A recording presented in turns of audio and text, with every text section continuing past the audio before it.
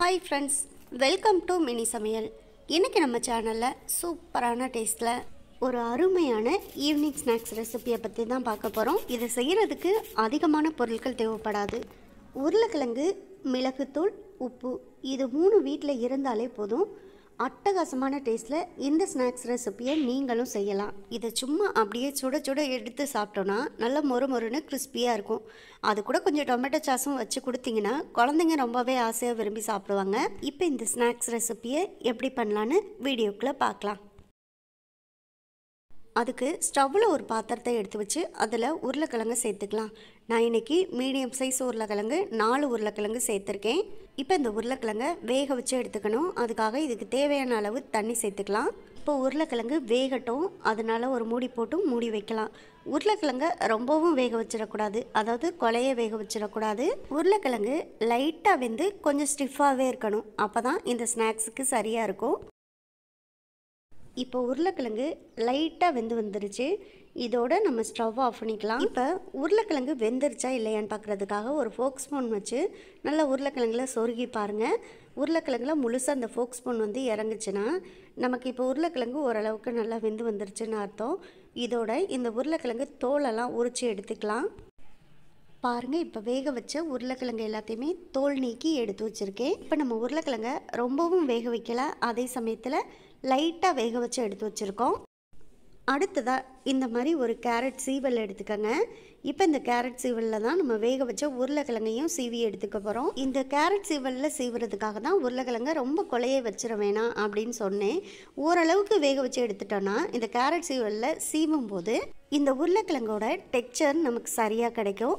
இப்போ இந்த கேரட் சீவலில் நல்லா உருளைக்கிழங்கை சீவி எடுத்துக்கலாம்.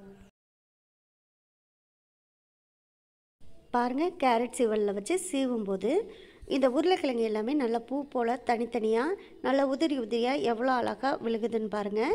உருளைக்கிழங்கை ரொம்ப கொலைய விட்டுட்டிங்கன்னா இந்த கேரட் துருவலில் நம்மளால் ஈஸியாக இந்த மாதிரி உருளைக்கிழங்கு சீவ முடியாது. இப்போ பார்த்திங்கன்னா நம்ம வேக வச்ச 4 உருளைக்கிழங்கையுமே நான் இந்த கேரட் சீவலில் சீவி எடுத்துட்டேன்.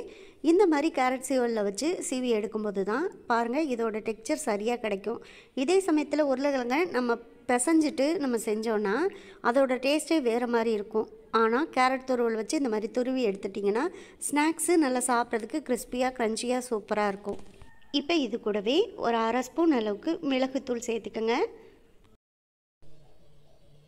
கூடவே தேவையான அளவு உப்பு சேர்த்துக்கோங்க. இப்போ இது கூட மிளகுத்தூளையும் உப்பையும் நல்லா கலந்து விட்டுக்கலாம். அதே சமயத்தில் ரொம்ப மசிச்சு பிசைச்சு விட்டுறாதீங்க. லைட்டாக அந்த கேரட் துருவல் மாதிரி நம்ம அந்த துருவி எடுத்திருக்க டெக்ஸ்சர் வந்து கலைஞ்சிடக்கூடாது. அதனால் மெதுவாக இந்த மிளகுத்தூளையும் உப்பையும் லைட்டாக பிசைஞ்சு விட்டுக்குங்க. அடுத்ததாக இதை எந்த மாதிரி சைஸில் வேணாலும் நம்ம செஞ்சு எடுத்துக்கலாம். நான் இப்போ செய்ய போகிற சைஸை பாருங்கள். கொஞ்சமாக உருளைக்கிழங்கு எடுத்துகிட்டு ரொம்பவும் அழுத்தி இந்த மாதிரி நம்ம உருட்ட வேணாம்.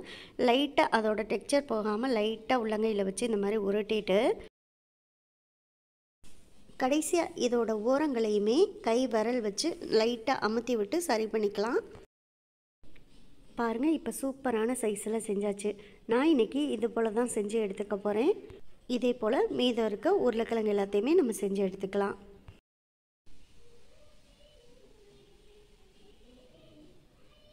பாருங்கள், இப்போ எல்லா உருளைக்கிழங்குமே நம்ம இந்த சைஸில் செஞ்சு எடுத்தாச்சு. அவ்வளோதான். இது எல்லாத்தையும் எண்ணெயில் சேர்த்து நம்ம ஃப்ரை பண்ணி எடுத்துக்கலாம். அடுத்ததாக நான் ஸ்டவ்வில் ஒரு பாத்திரத்தில் எண்ணெயை ஏற்கனவே சூடு பண்ணி வச்சுருக்கேன். அதில் நம்ம இப்போ ரெடி பண்ணி வச்சுருக்க உருளைக்கிழங்கு ஒவ்வொன்றா சேர்த்துக்கலாம். சேர்க்கும்போது ஒவ்வொரு உருளைக்கிழங்கையும் கொஞ்சம் கேப் விட்டு தள்ளி தள்ளி சேர்த்துக்கோங்க.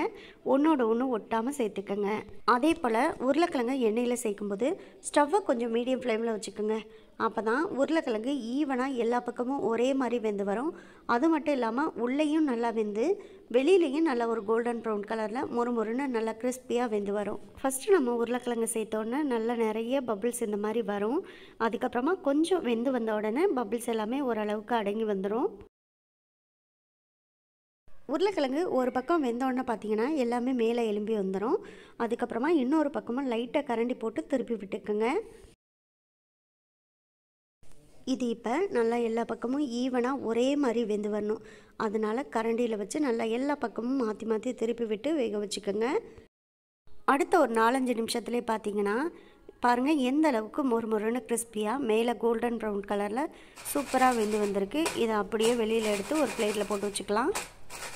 பாருங்கள் வீட்டில் உருளைக்கிழங்கு இருந்தாலே போதும், எவ்வளோ சூப்பரான ஒரு ஸ்நாக்ஸு, நல்லா கிறிஸ்பியாக ஸ்கூல் விட்டு வர நம்ம வீட்டு குழந்தைங்களுக்கு நாமளே செஞ்சு கொடுக்கலாம்.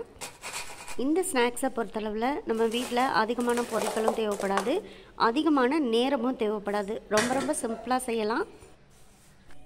அவ்வளோதான். இதே போல் நீங்களும் ட்ரை பண்ணி பாருங்கள்.